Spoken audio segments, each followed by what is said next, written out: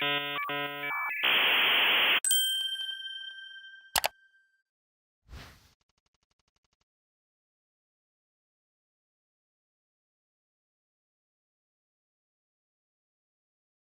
without further ado, let's go ahead and get started.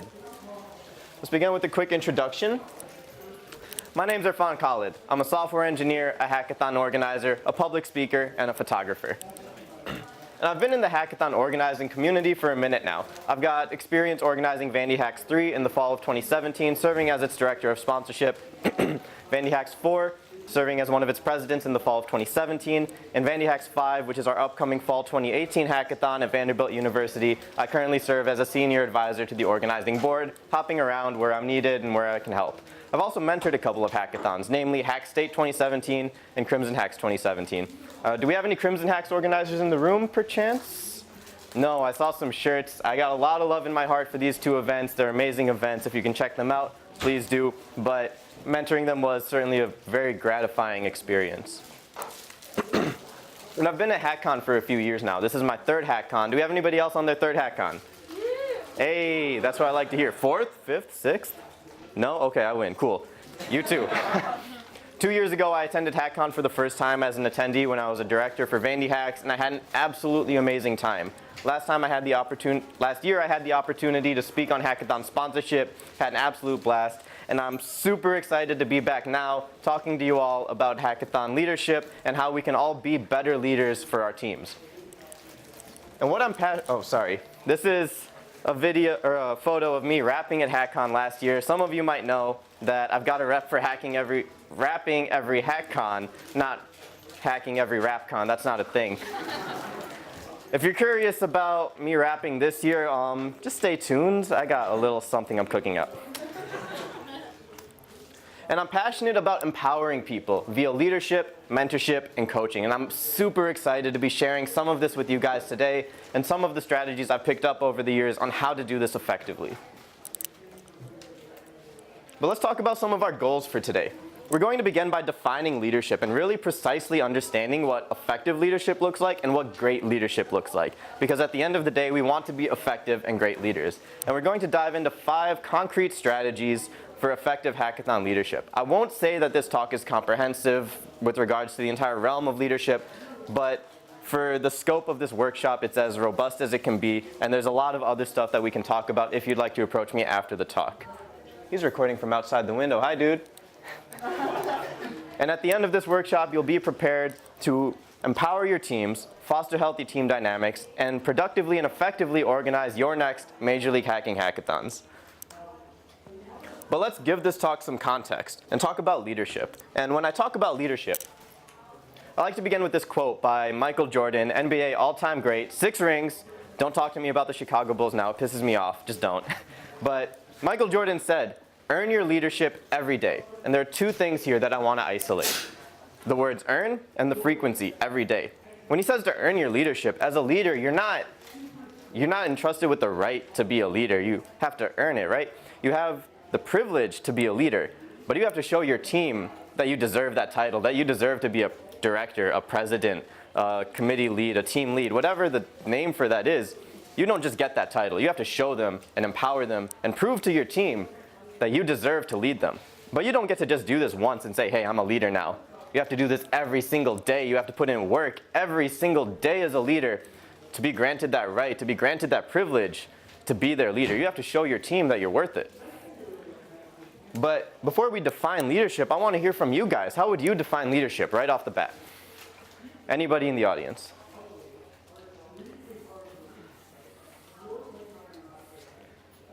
How would you define leadership? Just throw anything out, any characteristics of leadership. Leaders are determined, that's good. Empowering others. Leaders empower others, that's very good. Adaptive. Leaders are adaptive. Approachable. Leaders are approachable. Humble. Leaders are humble. Inspiring. Leaders are inspiring. Feel free to throw things out. Leaders are visionary, that's very good. Open-minded.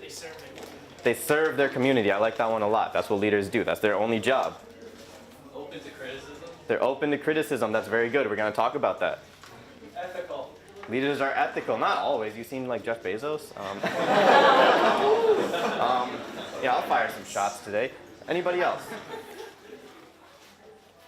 No, these are all amazing answers. I like every single thing that I've heard, but a few of the things that I think contribute to leadership most heavily, again, not the most comprehensive definition, but these are some of the most important things.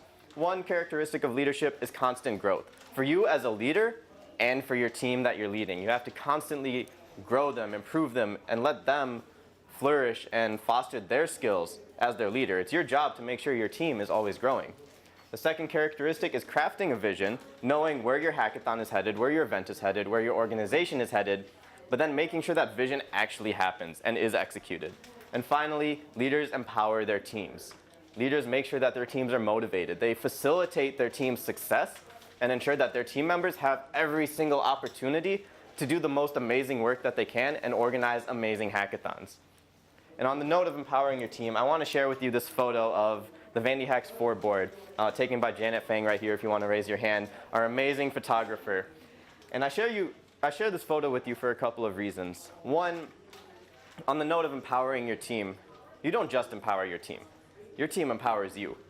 When I was organizing VandyHacks 4 as one of its presidents, every single day I was trying to earn my leadership. And at the end of it, or at the beginning of our event, at the end of our organizing period, this is what we looked like. All smiles, everybody was hyped to be there, and that was the most gratifying thing I've ever done as a leader, as a person, was leading this team to this success. Empowering your team is an immense thing for yourself because it gives you a lot of self-respect, it gives you a lot of gratification, it really makes you feel good to know, hey, I led this team, we executed this vision, and we did a damn good job of it.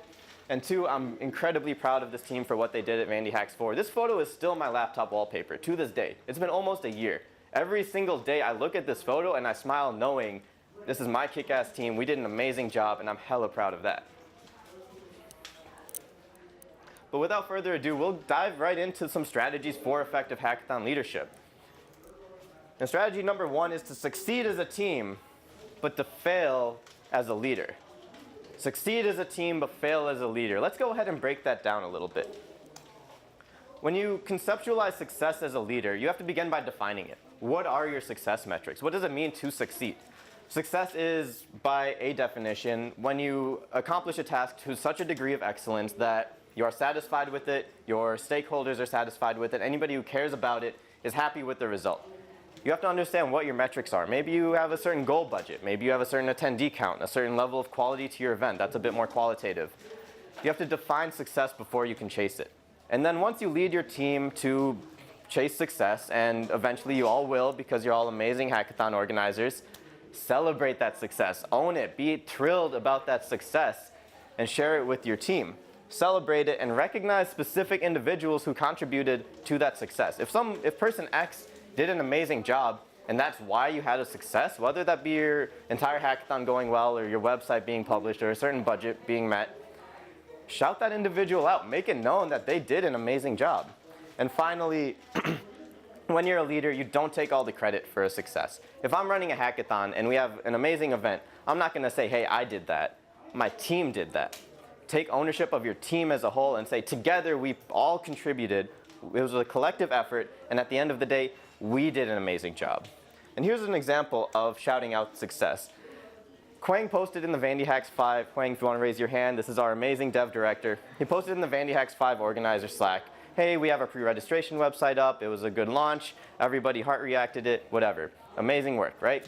But then Ben, one of our presidents, went out of his way to say congratulations to Quang, to congratulate his entire team, and qualify that Quang was not our director at the beginning, but he had to transition into that role, and he still did an amazing job of it. Quang, amazing work with the VandyHacks website. And this is just one example of celebrating people's accomplishments and really recognizing, hey, we all did an amazing job. We all thrive in this success. We all benefit from it. Because Quang succeeded, the entire team succeeded. And it was great of Ben to call that out, and it was great of Quang to publicize that his entire team did all of this work. What about failure? You fail as a leader. Same thing, you define failure. And this one's pretty easy. If you know what success is and you don't achieve it, you've probably, by definition, failed. But when you fail, there's no value in pointing fingers and say, hey, Quang didn't do this, Ibrahim didn't do that, Felix didn't do this. No value in that whatsoever. Instead, take that failure, accept it. That's the first step, acceptance. Accept that failure and say, okay, we did X, Y, and Z, but it was incorrect for these reasons. Moving forward, we can change A, B, and C, and now we can improve. We can learn from it. We can be better the next time and not fail the next time. Learn from that failure.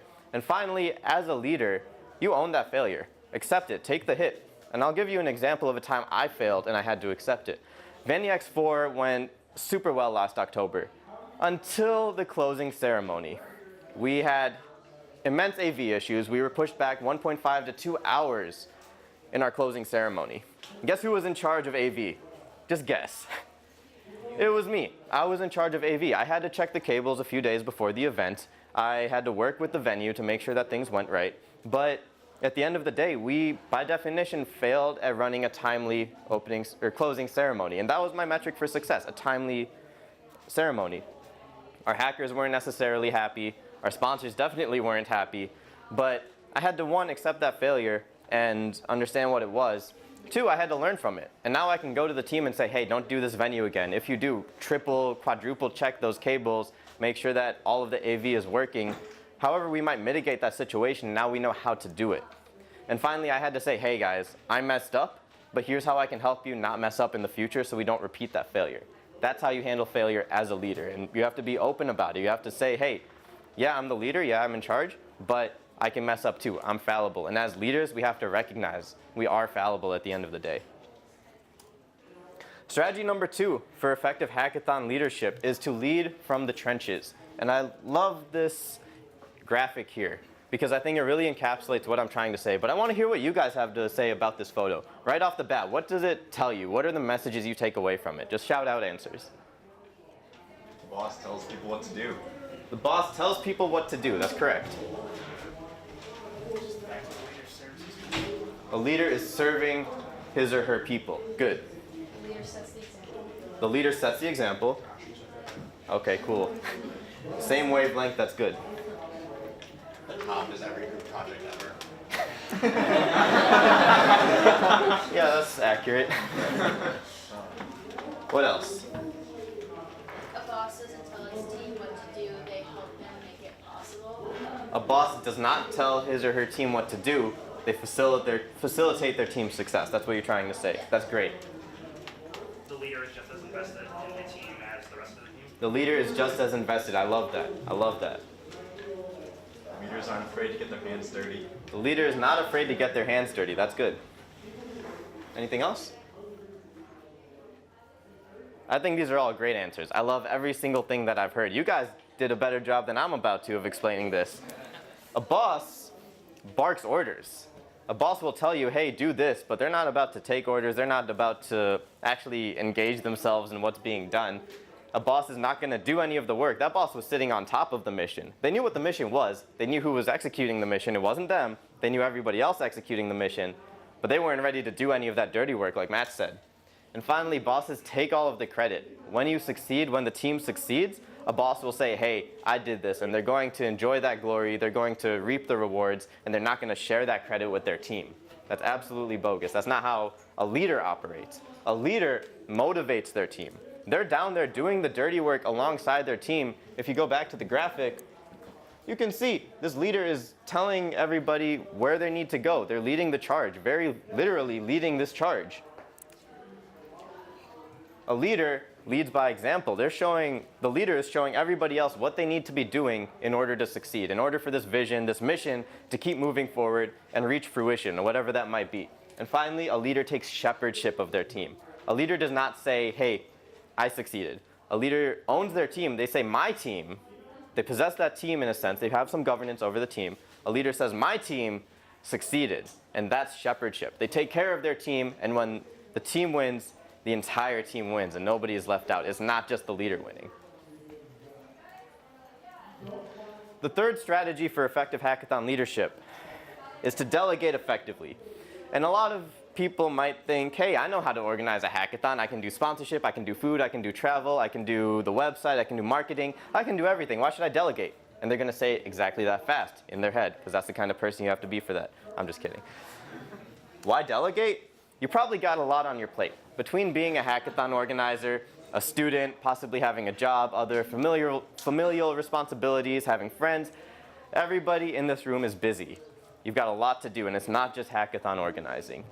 There's no way a normal individual can ever do everything involved in organizing a hackathon end to end with 100% efficacy all the time. It's not possible. So you have to delegate. That's why you have to delegate. But delegation also gives your team opportunities to grow. I love delegating because I like to challenge my team members and see, can you get this task done with my help? Are you able to take this task and truly get it done to such a degree of excellence that we're all like, yo, that was an amazing job? Challenge your team and allow them to grow and learn the skills they need to eventually become future leaders. When you delegate and you see people do amazing work, eventually they're going to rise up and they're going to have the skill sets they need to be the leaders when you guys leave your organizations as directors, as presidents, etc. And I noticed that a lot with the VandyHacks 4 team. I specifically targeted tasks at certain people kind of to test them and see, hey, can this person get this job done? And after the fact, when I saw them succeed, I was able to say, hey, this person's an amazing director for logistics next year. This person's an amazing director for dev. This person's our next president. And oftentimes, I knew exactly who was going to fall into those positions when we transitioned because I challenged them, I delegated to them. Effective delegation keeps you sane, it facilitates your team's growth, but effective delegation means you never delegate something you wouldn't do yourself. You never delegate something that you're not willing to learn yourself. You have to be willing to get your hands dirty, and this ties into strategy number 2, where you have to be ready to do that work. I would not necessarily delegate all of the dirty work at a hackathon just because I don't want to do it. At VandyHacks 4, I was taking out trash. I was moving tables and chairs when mayonnaise spilled all over the floor, and I mean all over the floor. There was mayonnaise everywhere, guys. You don't even understand. Guess who was cleaning that up? I was cleaning up the mayonnaise. Quang, you remember that. Ibrahim helped me out cleaning up the mayonnaise. I smelled like mayonnaise after it. I wasn't just going to delegate it because I was like, hey, that's gross. A leader has to be willing to do that dirty work, and that's just one example of it. But you should never delegate something that you're not ready to do yourself. You have to be willing to do all of the work, but you don't have to do all of the work when you have an amazing team behind you. And there are some steps to delegating effectively that I'd like to run through with you. First, you assign the task, and you assign it with intent. Make sure that the individual that you're assigning this task to wants to do the task, first of all. If they don't want to do it, they're not going to do a good job. But make sure it aligns with their skill set and their goals moving forward. Make sure they grow, but in a way that actually matters, is important. And after you assign the task, explain the requirements. Make sure that they're not left hanging or wondering like, hey, what am I even doing? Like, what's the point of this work? Make sure that the person knows what they're doing, what they need to get done, and highlight the resources available to them. Make sure they know, like, hey, if I get stuck, I can go to this article or that tutorial or this other person within the school that can help me out or facilitate this administrative task. But among those resources is you as the leader. Be available, be ready to help them and guide them as they're doing this task. My favorite strategy is to say, hey, here's the task. You know what you need to do. Whenever you get stuck, just text me and I'll be there. That's exactly how you should approach delegation. And of course, trust your team. I cannot emphasize this enough. You don't have to be worried like, oh, are they even going to get this done? They're on your team for a reason. They're on your committees for a reason. They've been elected or selected to their positions because they're qualified to do this work, and you believe that they can grow. Otherwise, they shouldn't have been on the team in the first place, and that's where you have to question as a leader why you would put them on the team. If you truly believe in your team, trust them to get the work done. And the main point I want to drive home here is to delegate. Don't micromanage. Micromanagement is the biggest waste of time. You might as well be doing it all yourself. When you delegate, trust your team to get it done. Make sure you know what they're doing. Make sure that it gets done on time. Make sure it fits into the bigger picture of your entire hackathon. But beyond that, you don't got to do anything. You've delegated it. You don't have to manage it. When they get stuck, they'll come to you. Otherwise, trust that it's going to get done because that's your team. You own that team and be proud of your team. But when delegation fails, say you delegate a task and it just doesn't get done, you have to begin by accepting that failure. Hey, it happened. Okay, now we have to move on from it. We don't have time to waste organizing hackathons saying, oh, why didn't you do it this way? Why didn't you do it that way? Pointless. Accept that failure. Engage in honest feedback if you can. Say, hey, this task didn't get done right. It didn't get done on time. Here's how we can move forward and improve upon that. And finally, focus on just getting it done. Hackathon schedules are tight. Hackathon organizing timelines are tight. So if you need to step in for it to get done, go ahead and do that. The leader needs to be ready to step in and ensure things are completed and the entire vision is executed sometimes. You don't always have to. Sometimes you can help your team continue to work, especially if it's not time critical. But if it's really important and needs to get done, you have to be ready to dive in and lead from the trenches. So I want to ask everyone, what's one task on your to-do list as leaders right now for your hackathons that you think you could delegate right now? And you may need to think about this. But there are probably things that you're taking on that you could share the workload of.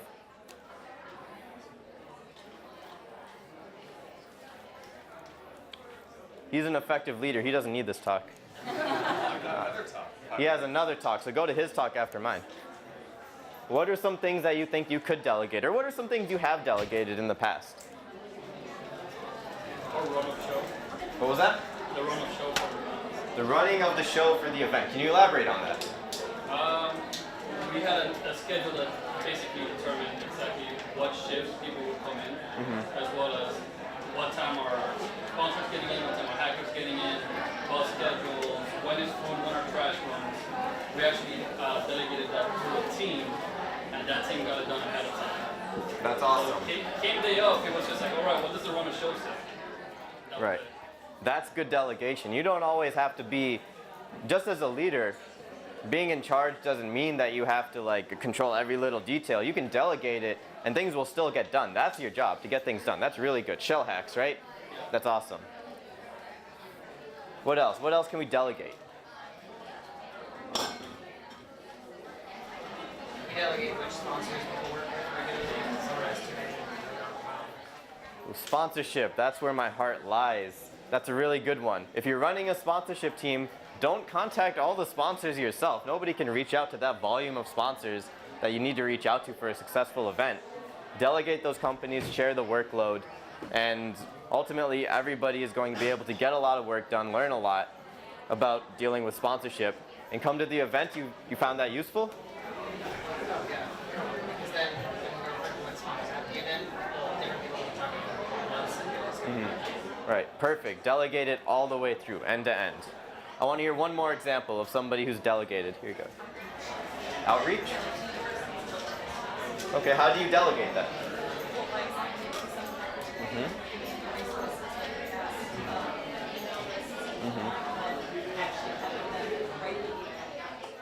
So you delegate specific schools to specific individuals, right?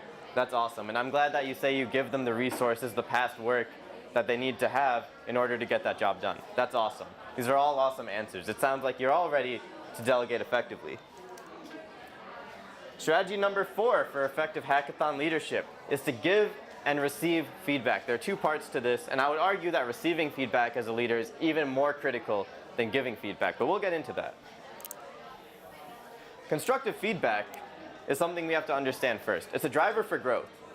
Constructive feedback allows us to see where we could improve and then improve upon that and ultimately become better for it. And constructive feedback is always a 2-way street. You're giving feedback as a leader to the people you lead, and they should be prepared to give you feedback on how you can lead them better. And finally, constructive feedback is critical for a healthy team.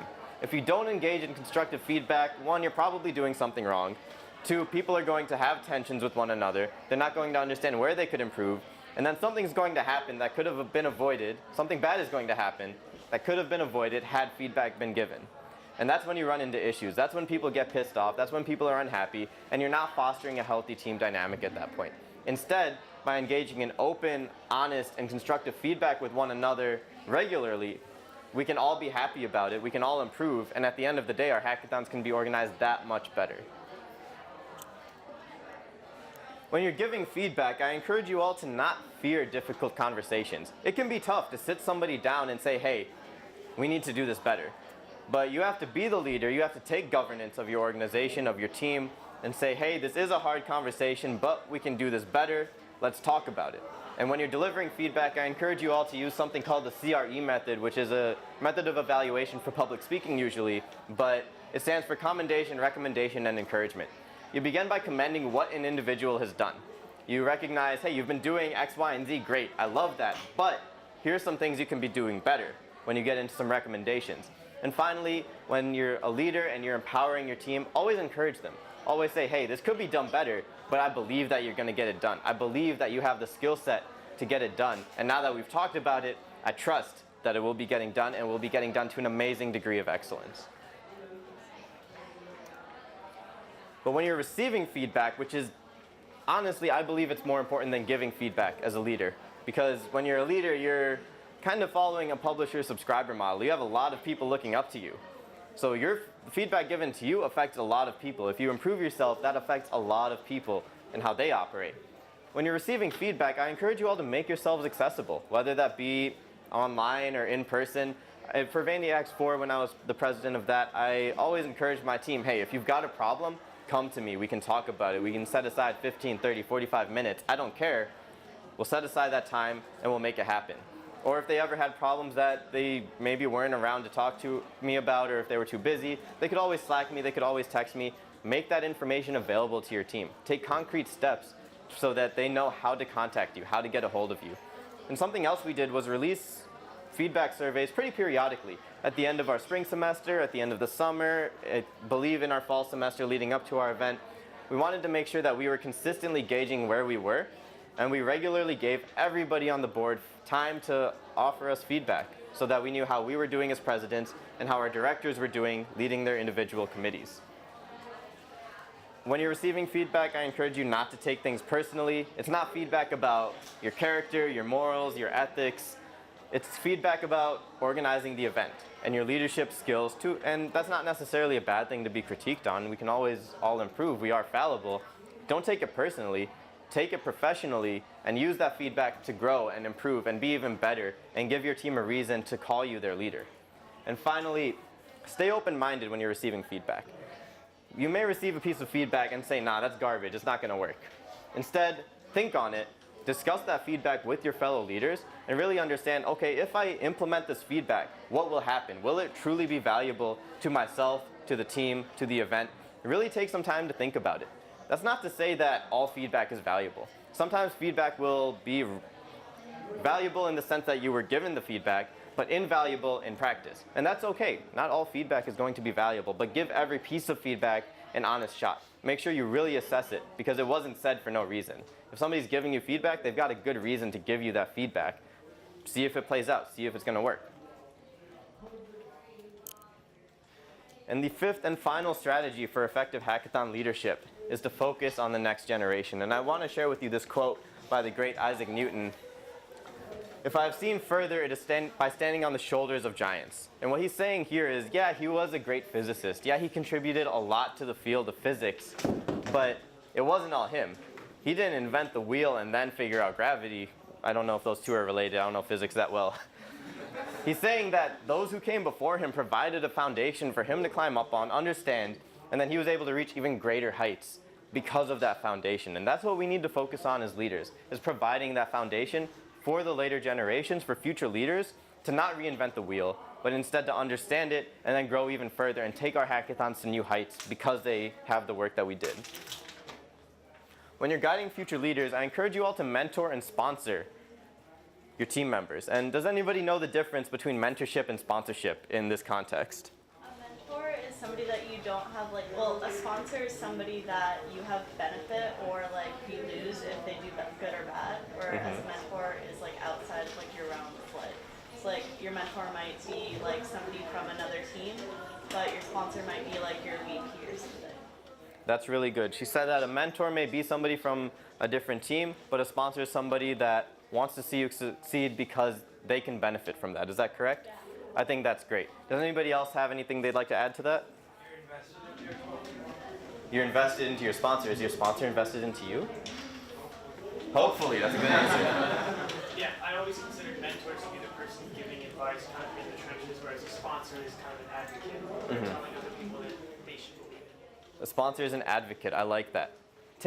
Most of you in this room I don't actually know. Some of our board members are here from VandyHacks, but you guys aside, I could mentor any one of you. I could offer you advice. But when it comes to my board members who I have personal relationships with, that's when I begin to sponsor people. And that's when I begin to say, hey, I'm going to give you advice, but I'm invested in your success. I'm going to advocate for you. When it comes time for you to succeed, I want to see that happen, and I will stick my neck out for that to happen. That's what a sponsor is. So as a leader, when you're considering your team members, mentor all of them, by all means. But if you see somebody truly special, if you see somebody that you think, hey, this person is going to replace me one day, sponsor them. Make sure that they're prepared to do that. And I encourage you to keep your work transparent as a leader. At a high level, when I was one of the presidents of VandyHacks 4, we had to do a lot of administrative stuff. We had to do a lot of high-level venue stuff. But I like to share that work with everybody. I like to let everyone know, hey, one, I'm accountable. I'm doing my work. Like, I'm still contributing. It's not like I didn't have a job role. But being transparent also means cross-committee with your organizations. Make sure that every committee knows what everyone else is doing. The dev team should not be totally blind to what our logistics team is doing. And we made that happen by, one, sending out regular email updates from every director about what their team was doing, and two, at our general board meetings, ensuring that everyone shared updates. And this made sure that we felt like a team. We felt cohesive. But for people who may be primed to be future presidents of the organization, for people who may rise into the core team and have cross-committee feedback to offer, they weren't totally blind to what those committees did. They had an idea because the team was transparent, and they were able to contribute even further because of it. So that keeps your team involved. That keeps everyone knowing what's going on, both for the sake of team building, but also for a practical element, so that they could actually contribute if they wanted to. I encourage you to groom possible successors. So if you know somebody is really rising up in your organization, they're being delegated tasks and knocking them out of the park, ensure that you're preparing them to take on future roles. You don't have to tell them like, hey, I'm gonna make you president in 6 months. You don't always know that, but you can prepare them. You can begin to guide them and truly sponsor them so that they can reach that height. And finally, provide a foundation for your future leaders. And I actually wanna leave this one up to you guys. What are ways you can provide that foundation for future leaders as existing present leaders? What do you guys think? You can leave like documentation, like wikis and stuff, on like the stuff that you did and what you think needs to be done. Documentation and wikis, that's really good. What else we got? If you have something that's like a big challenge that you can't accomplish in your term as a leader, Yeah. you can take the beginning steps and then tell the next leader about things they can follow up. I love that. If you have specific challenges that you face that you can't complete, you leave the next steps for future leaders so they can continue that work. You're providing a great foundation. That's really good. Get the contact info, so they're still available if they need to talk to you about something. Contact info. Just because I'm not the president of VandyHacks anymore doesn't mean that I'm not around and I'm not reachable. Same idea there. On top of that, if alumni are available, you can set up like a Slack or a Discord channel where you have alumni there and current team members can go and chat with them whenever they need to. A Slack channel for organizer alumni. I really like that. That's not something VandyHacks does, but maybe it's something we should look into. Ben and John, think about that. I love that. That's a really good idea. Alumni networks are hugely valuable to understand where your organization started to where it is now. There might be hidden gems there that you don't know about, maybe things that have been forgotten that you could implement in your new events. I want to hear one more thing. Matt. You can ensure that when you're delegating tasks to your team members and perhaps your directors if you're a president, that you're ensuring that nothing is abstracted away so that they know in the future when you're gone exactly what they need to do when they're in your position. Do you have any concrete examples of that you've run into? Now you're making me think on the spot. It's okay if you say no. I might have one. So you're saying not to abstract away processes and to really give them concrete steps to accomplish things? Not to, when a team member runs into a difficulty, Yes. runs into a problem, don't just take care of it for them. Help them take care of it themselves so that in the future, when they run into the same problem, they know how to handle it. I like that a lot. I did that a lot when I was running our sponsorship team because my team members would say, hey, I'm running into an issue with a sponsor. I don't know how to invoice a sponsor. I don't know how to deal with pre-event logistics. I would walk them through it so that the next sponsor, they wouldn't have to ask me again. I like that a lot. That's something, I think that ties into strategy number 3, which was effective delegation. I think that's good. You have one. Let's hear it. As you transition into the new leadership, make sure they understand what the original vision of the organization was and help them see what their vision coming in as new leaders, how that applies to the original vision.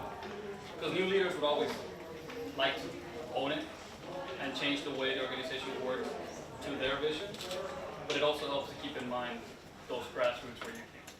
I like that a lot. Keeping in mind your original grassroots visions and ensuring that those exist even as you iterate on this event, as old leaders leave, as new leaders emerge.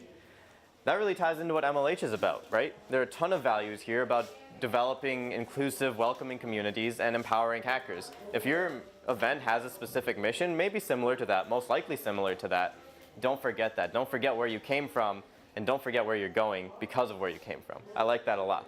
And with that, we'll conclude this question. So let's go ahead and recap what we've talked about. We've covered our 5 strategies.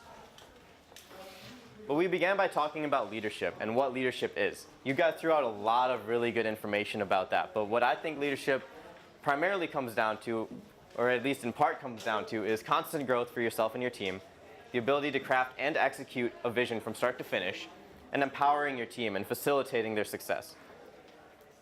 We covered 5 strategies for effective hackathon leadership. 1, succeeding as a team but failing as a leader. 2, leading from the trenches. 3, delegating effectively. 4, giving and receiving feedback. And 5, focusing on the next generation.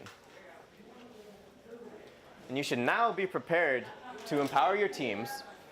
That's a typo. Empower your teams. Empower our teams. They're all our teams. You're one community. Foster healthy team dynamics, making sure that we are giving and receiving feedback, that we're open and honest with one another. And now you should be ready to effectively organize your next MLH Hackathon as leaders and lead your teams to success. And before we get into the Q&A section, I do want to shout out VandyHacks 5, which is coming up this November 2nd to the 4th, 2018 in Nashville, Tennessee at Vanderbilt University. Please pre-register at vandyhacks.org. We're opening applications up in a few weeks, but if you sign up at this website right now, you can be signed up for all of our email notifications to ensure that you're ready to come. We do give out some travel reimbursement, so I encourage all of you to apply to our event. And with that, I'd like to open up the floor to any questions that I might be able to answer about effective leadership for hackathon organizers. What's up? So in terms of the feedback surveys as to how you're doing as a leader, can you give an example of specific questions that you given that survey? Yeah, totally. So we generally kept it pretty open. We asked, what are the things that we're doing well, so we knew what to keep doing. We asked what we could be doing better, so if they had any specific grievances, they were able to offer that. Beyond that, if you have specific goals as a leader, I would say, hey, throw that in there. See if they think that you're communicating well enough, if you're leading meetings regularly enough, if they feel involved enough. Those are things that I immediately think of as a leader I would care about. So I think you can be general with it, keep it open-ended, or you can be as specific if you have specific goals. So you've said that you should trust your team because they're in that position for a reason. Yeah. Now, in the unfortunate case that someone slips through, how do you reprimand it? How do you reprimand your team? I don't like reprimanding my team because they're all the same age as you, you're all peers. It's not really a position of power in that way, right? You can remedy the issue, you can remediate it a bit. So you're talking about when delegation fails. You can give honest feedback and you can try to have your team members improve. But if that ultimately fails, then at a certain point, yeah, you have to put your foot down, you have to take charge, you have to have governance. And at times you might need to eliminate members from your team. Eliminate, you're not like killing your team members. Like you're not like sniping them. No, you're just cutting them from the team. And I'll be honest, that's something I've done because I've seen team members not succeed at what they're doing. I've delegated tasks, had them fail repeatedly. And at a certain point, I was spending more time trying to get them to do stuff than they were actually going to need to do that task. So at a certain point, what's the point of having them on the team? There are a lot of benefits to being a hackathon organizer, right? You get to be a part of this amazing community. You get to come to Hackcon. Maybe your team even sponsors you to come to Hackcon. Hackathon organizing looks really good on a resume, but if you're not doing it, you probably, in a sense, don't deserve those benefits. So at a certain point, yeah, you might need to cut members from your team, but I always recommend remediation before you get to that level. That's something I try to avoid. I try really hard to avoid that. I saw a hand. To the feedback from your team, did you put out like an anonymous survey or just at your director's meeting talk about it? What kind of mechanism? I like anonymous surveys because it makes it concrete and it makes it safe for your team members in case they're worried about approaching you. That's not to say that you shouldn't make yourself as open as possible. I prefer face-to-face interaction about that stuff. But if for whatever reason your team member isn't ready to approach you about feedback or with feedback, then make an anonymous survey, make it concrete, have it written down, and be able to take that to the rest of your leadership and say, hey, we got this feedback, maybe we can all learn from it. Any other questions? No? All right, with that, I want to, one, thank all of you for coming. Two, feel free to connect with me at irfaan.me, Irfaan at VandyHacks.org, or on Instagram at IrfDog, or on Facebook at IrfDog. That is a photo of me with the VH shaved into my head. I won't say that I was forced to do it. I promised the sponsorship team if they hit a certain number or a certain budget, I would do it, but I did it anyway. I was always going to do it, so this is something about empowering your teams. This is motivation. I wanted the team to do well, and they put in the effort because they wanted to see me do that. But I thank you all. Thank you all so much for coming. I hope you learned a lot. Please connect with me. Thank you.